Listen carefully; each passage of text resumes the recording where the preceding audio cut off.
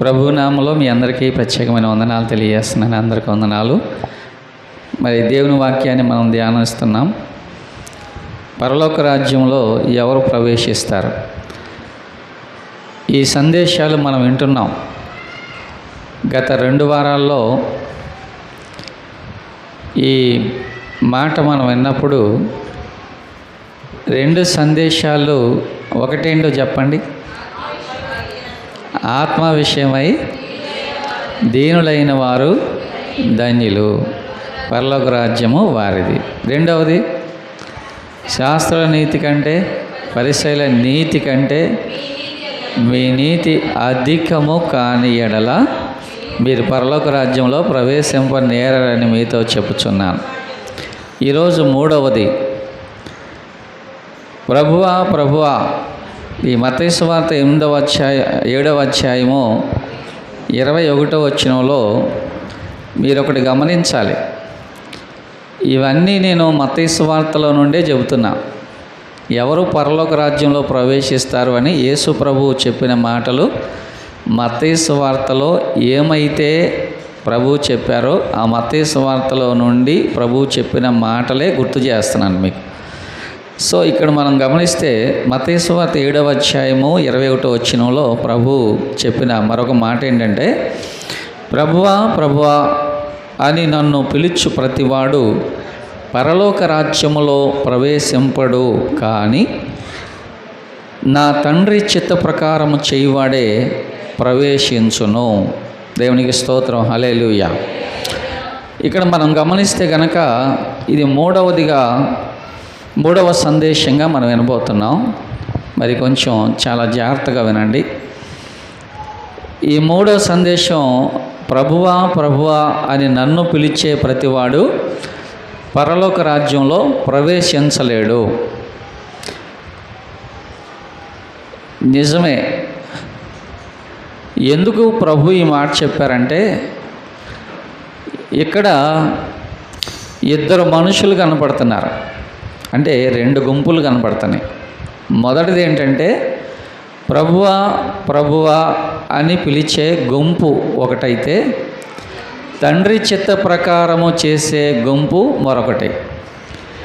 ఈ మొదటి గుంపులో ఉన్నవాళ్ళు ప్రభువా ప్రభువా అని పిలుస్తారు, కానీ తండ్రి చిత్త ప్రకారముగా జీవించరు, వాక్యానుసారంగా జీవించరు. ప్రభువా ప్రభువా అని పిలుస్తూ జీవితాంతం అలా వెళ్ళిపోతూ ఉంటారు. ఇక రెండవది ఏంటంటే, దేవుని చిత్త ప్రకారము చేసేవారు. ఈ 2 గుంపుల్లో మొదటి గుంపు మనం ఆలోచన చేస్తే, ప్రభువా ప్రభువా అని పిలిచేవారు. మరి వారి గురించి మనం ఆలోచన చేస్తే, ఎవరు వీళ్ళు అంటే ప్రభువా ప్రభు అని పిలుస్తారు, కానీ దేవుని చిత్త ప్రకారంగా వాళ్ళు జీవించరు, దేవుని మాట వినరు, దేవునికి లోబడరు, ఏమీ చేయరు. వాళ్ళని ఏమనాలి? వేషధారణ భక్తి. వాళ్ళని ఏమనాలి మనం? వేషధారణ భక్తి. మనం అనేది ఏముంది? దేవుడే చెబుతున్నాడు. హల్లెలూయా. ఈ వేషధారణ భక్తిని గురించి బైబిల్లో కొన్ని రిఫరెన్స్లు ఉన్నాయి, మనం చూద్దాం. మొదటిగా మత్తయి సువార్త 15వ అధ్యాయము 7వ వచనాన్ని మనం చూద్దాం. వేషధారులారా, ఈ ప్రజలు తమ పెదవులతో నన్ను గణపరచుదురు, గాని వారి హృదయము నాకు దూరముగా ఉన్నది. చాలు. ఈ ప్రజలు పెదవులతో నన్ను, ఏ ప్రజలు? వేషధారణ భక్తిని చేసే ప్రజలు, వేషధారణ భక్తితో జీవించే ప్రజలు, వేషధారణ భక్తిని అనుసరించే ప్రజలు. ఈ ప్రజలు తమ పెదవులతో నన్ను గణపరచుదురు, కానీ వారి హృదయము నాకు దూరముగా ఉన్నది. ఈ మాట మనం గమనిస్తే, మనం పెదవులతో పాటలు పాడినా, పెదవులతో ప్రార్థన చేసినా, పెదవులతో దేవుని వాక్యం చదివినా, పెదవులతో అంటే ఇది పై భక్తి అన్నమాట. దేవుడు పెదవుల ద్వారా వచ్చే ప్రార్థన, పెదవుల ద్వారా వచ్చే ప్రభువా ప్రభు అనే పిలుపు దేవుడు ఇష్టపడ్డాడు. దేవుడు ఏం కోరుకుంటున్నాడు అసలు మనిషిలో అంటే, దేవుడు హృదయాన్ని కోరుకుంటున్నాడు. హల్లెలూయా, హృదయాన్ని కోరుకుంటున్నాడు. ఈ వేషధారణ భక్తితో ఉన్నటువంటి వారు పెదవులతో కనపరుస్తున్నారు కానీ దేవుణ్ణి, వారి హృదయం దేవునికి దూరముగా ఉన్నది. ఎంత దూరమో ఇక చెప్పలేం. దేవునికి ఎంత దూరంగా ఉందంటే హృదయం అంత దూరంగా ఉంది. మరి పెదవులు ఎలా ఉన్నాయి? పెదవులు మాత్రం దేవుడు ఎప్పుడు దేవుడు దేవుడు దేవుడు దేవుడు ప్రభు ప్రభు ప్రభు అని ఎప్పుడూ అంటారంట. కానీ వారి హృదయం దేవునికే అందనంత దూరంగా ఉందంట. అంటే దాని ఉద్దేశం ఏంటి? ఆ హృదయములో దేవుడు లేడు, ఆ హృదయములో దేవుని యొక్క మాటలు లేవు, ఆ హృదయంలో వాక్యానుసారమైన జీవితం లేదు. కాబట్టి దేవుడు కోరుకునేది ఏంటి? హృదయాన్ని కోరుకుంటున్నాడు. దేవుని వాక్యానికి హృదయంలో చోటు లేకుండా, దేవుని యొక్క చిత్తమును జరిగించకుండా భక్తి చేసేటటువంటి ఆ వేషధారణ భక్తి ఎవరి జీవితాల్లో అయితే ఉంటుందో ఆ భక్తిని దేవుడు ఇష్టపడ్డాడు. మరి దేవునికి ఇష్టమైన భక్తి ఏంటంటే, దేవుణ్ణి ఆరాధించేవారు ఆత్మతోనూ సత్యముతోనూ ఆరాధించాలి. ఆత్మ, ప్రాణము, హృదయము, మనస్సు, పూర్ణ హృదయంతో, పూర్ణ మనస్సుతో, పూర్ణ బలముతో, పూర్ణ ఆత్మతో, పూర్ణ వివేకముతో నీ దేవుడైన యెహోవాను నీవు సేవించవలెను, ఆయనను ప్రేమించవలెను. హృదయం దూరంగా పెట్టి పెదవులతో ఆరాధిస్తే ఆ ఆరాధన దేవునికి ఇష్టమైనది కాదు. హృదయం దూరంగా పెట్టుకొని పెదవులతో ప్రార్థన చేస్తే ఆ ప్రార్థన దేవునికి ఇష్టమైనది కాదు. మరి ప్రభు అంటున్నాడు, ఈ ప్రజలు ఏ ప్రజలు? వేషధారణ అనే భక్తి చేస్తున్న ప్రజలు వారి పెదవులతో నన్ను గణపరుస్తున్నారు కానీ వారి హృదయము నాకు దూరముగా ఉన్నది. ప్రభు చెబుతున్న మాట. ఈ వేషధారులను గురించి ప్రభు ఈ మత్తయి సువార్తలో పదే చెబుతూ ఉన్నారు. చూడండి, మత్తయి సువార్త 24వ అధ్యాయము 13వ వచనం చూడండి. 24:13 అమ్మ.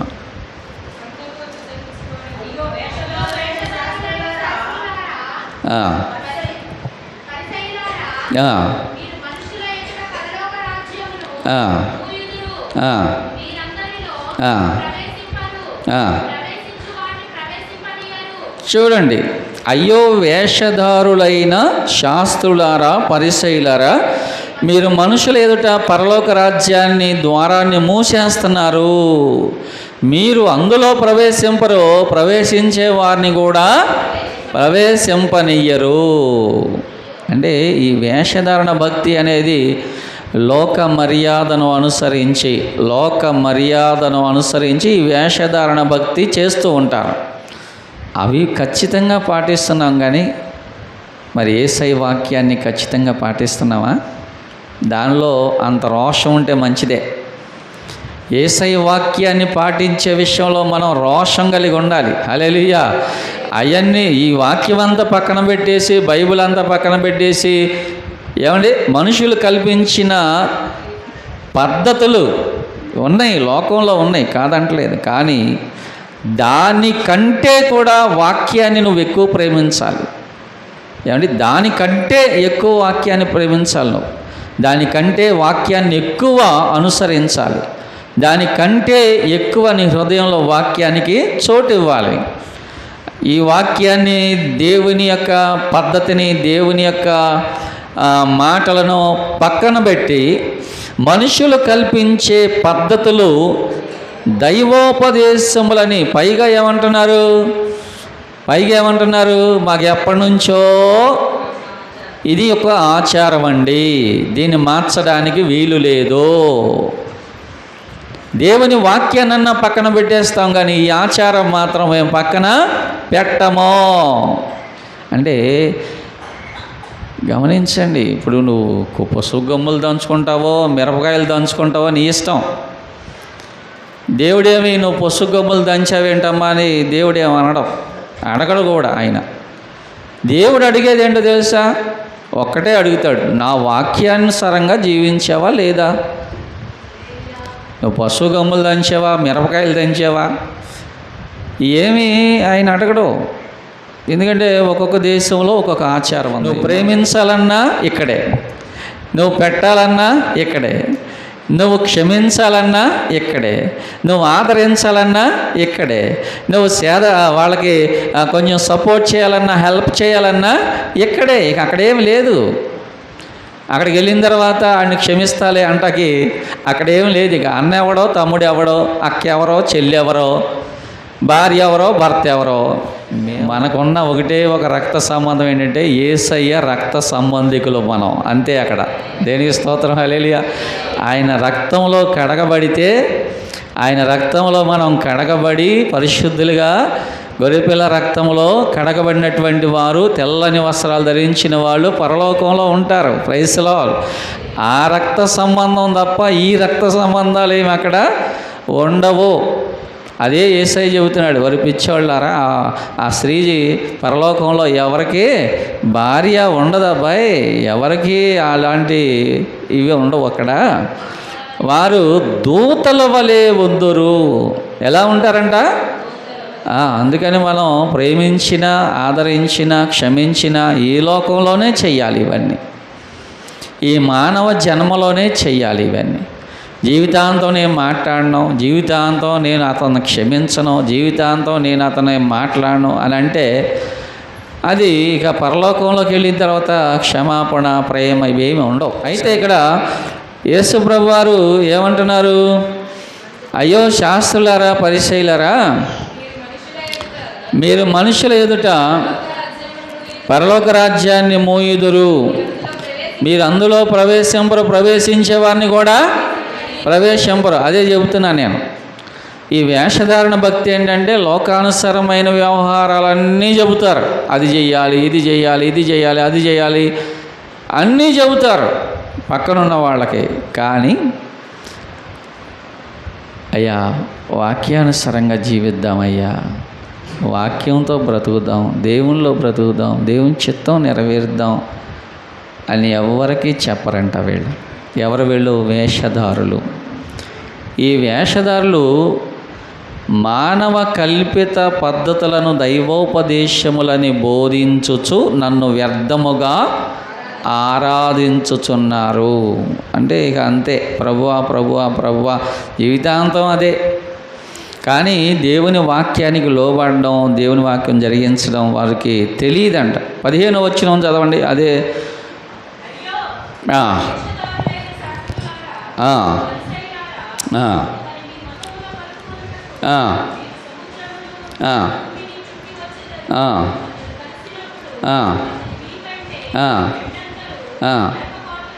చూసారా ఏముంది? ఒకడిని మీ మతంలో కలుపుకోవడానికి మీరు సముద్రము, భూమి చుట్టూ తిరిగి వస్తారు. అంటే అంత ప్రయాసపడతారు. వాడు కలిసిన తర్వాత మీకంటే రెండింతల నరకపాత్రునిగా అతన్ని చేయుచున్నారు. ఎందుకు ఈ మాట అన్నాడంటే మీరే వేషధారణతో జీవిస్తున్నారు. ఇంకా ఆడనేమి మంచి మార్గంలో నడిపిస్తారు? మీరే గుడ్డివారిగా బ్రతుకుతున్నారు. గుడ్డివాడు గుడ్డివాడికి త్రోవ చూపించగలడా? చూపించలేడు. కాబట్టి ఆ మతంలో కలిపే వరకే. ఆడు కలిసిన తర్వాత మీకంటే రెండింతల నరకాన్ని వాడికి చూపిస్తారని 23వ వచనం. అయ్యో పరిసయ్యులారా, మీరు పుదీనాలోనూ, సోపులోనూ, జీలకర్రలోనూ 10వ వంతు చెల్లించి ధర్మశాస్త్రంలో ప్రధానమైన విషయములను అనగా న్యాయమునో, కనికరమునో, విశ్వాసమును విడిచిపెట్టితిరి. చూసారా ఇక్కడ ఈ వేషధారులైన శాస్త్రులు, పరిసయ్యులంట పుదీనాలోనో, సోపులోనో, జీలకర్రలోనూ, ఇవన్నీ అసలు మన ఇంట్లో ఉండే చిన్న చిన్న వస్తువులు ఇవే కదండి. చిన్న చిన్న వస్తువులు, జీలకర్ర, ఆవాలు, ధనియాలు, ఇవన్నీ మన ఇంట్లో చిన్న చిన్న వస్తువులై. ఈ పరిసయ్యులు ఏం చేస్తున్నారంటే ఆ చిన్న చిన్న వస్తువుల్లో కూడా దశమ భాగం తీసి పక్కన పెడుతున్నారు. కానీ న్యాయమో, కనికరమో, విశ్వాసమో, ప్రేమ, దయ, జాలి, క్షమ, గుణం, ఇవన్నీ వాక్యములో ఉన్న విషయాలు. ఇవన్నీ కూడా అందుకే మీకా 6:6 ఏమన్నాడు? ఏమి తీసుకుని వచ్చి నిన్ను దర్శింతును, ఏమి తీసుకు యెహోవాను నా వరకు వాళ్ళు చెల్లిస్తాను, వేలాది నదులంత విస్తార తైలం తీసుకొచ్చి చెల్లిస్తానా, వేలాది పొట్టేళ్ళను, ఏడాది దూడలను చెల్లిస్తానా, నా గర్భమున పుట్టిన జ్యేష్ఠ కుమారుని నేను అర్పించిన సరిపోద్దా అని అంటే, ఓ మనుష్యుడా, ఏది ఉత్తమమైనదో నేను మీకు తెలియజేస్తున్నాను వినండి. దూడలు, ఆవులు, అర్పణలు, ఇవన్నీ కాదు.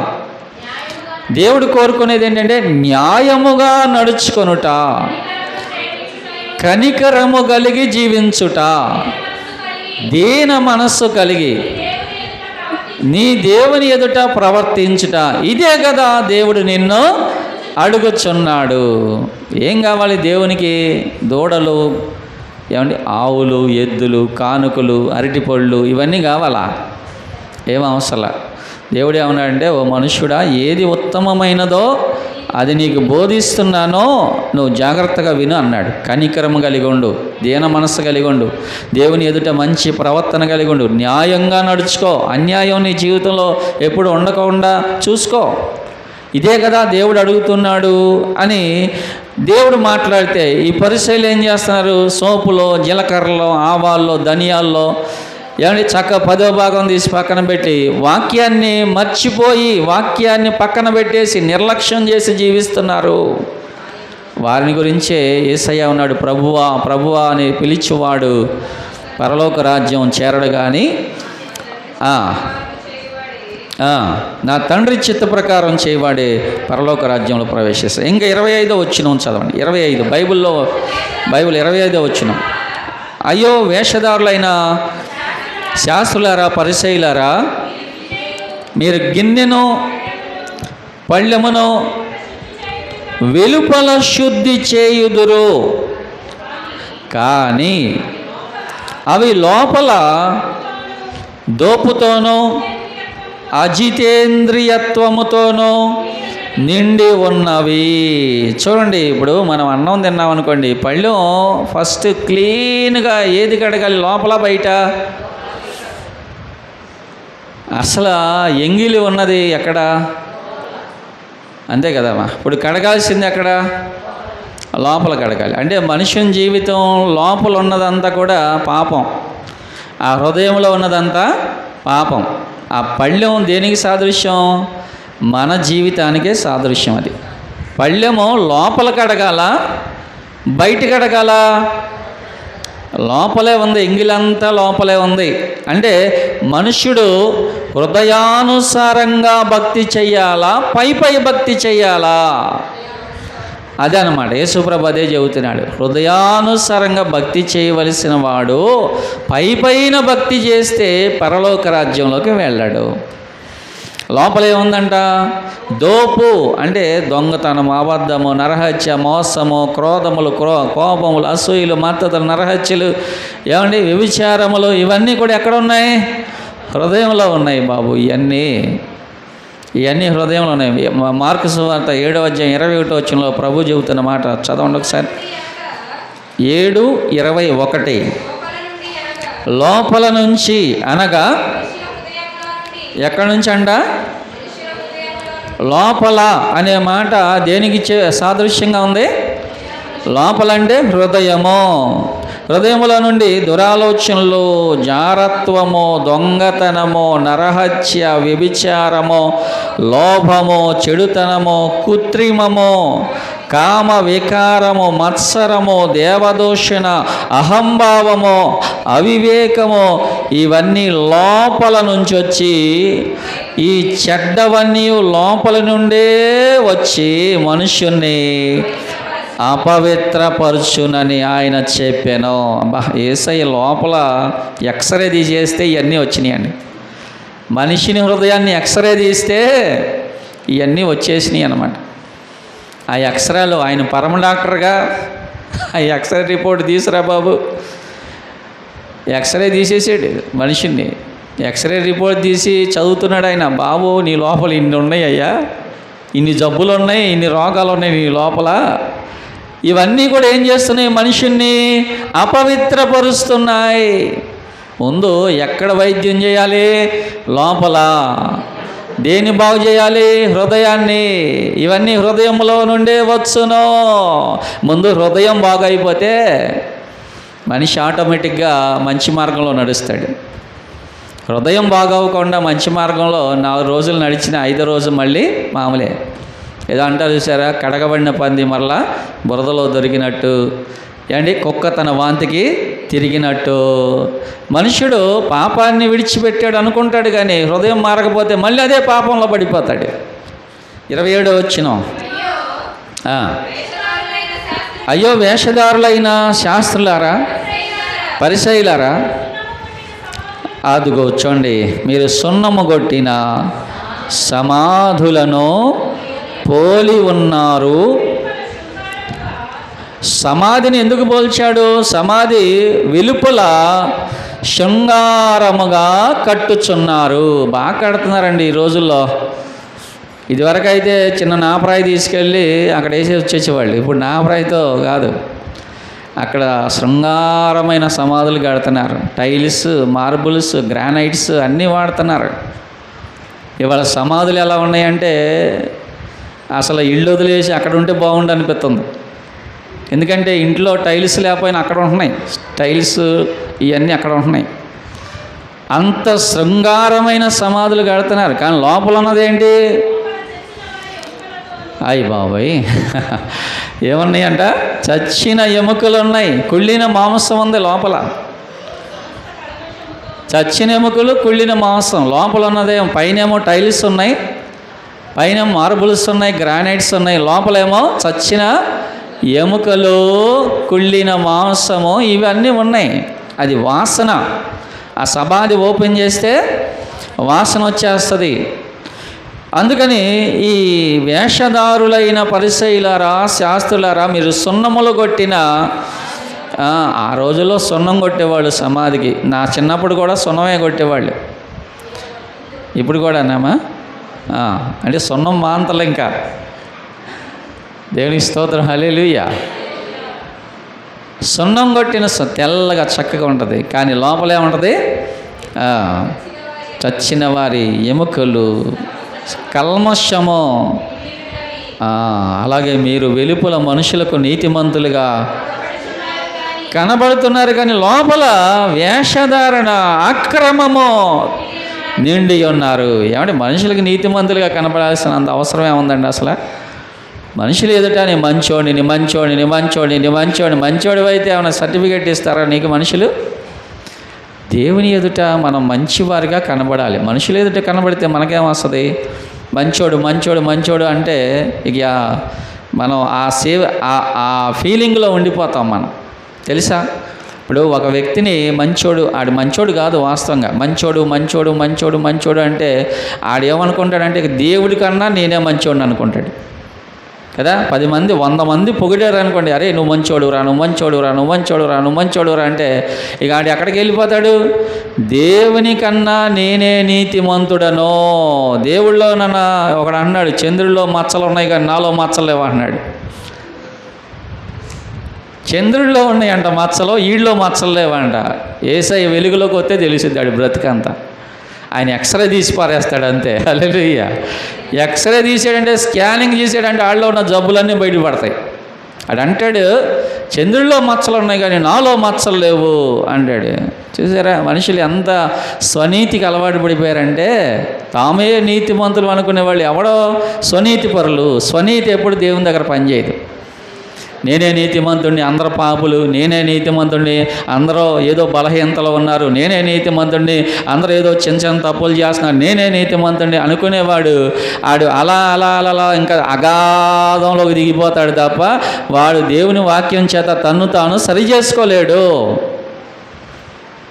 కానీ ఈ పరిసయ్యుల పరిస్థితి అదే ఉంది. మేము నీతిమంతులం, మేము నీతిమంతులం, మేము నీతిమంతులం, మేము నీతిమంతులం అని అందరినీ అనేవాళ్ళు.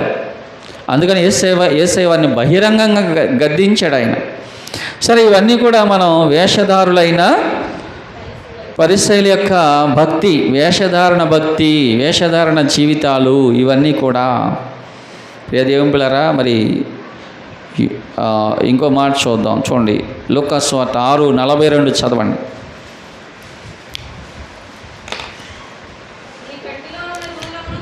చూడండి, ఇక్కడ ఇంకో మాట ఉంది. నీ కంటిలో ఉన్న దూలమును చూడక నీ సహోదరునితో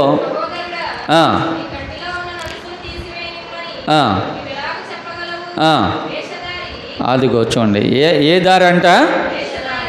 సిలువ దారి చెబుతున్నాడు. సిలువ దారి చెబుతున్నాడు. ఒరే వేషధారి అన్నాడు.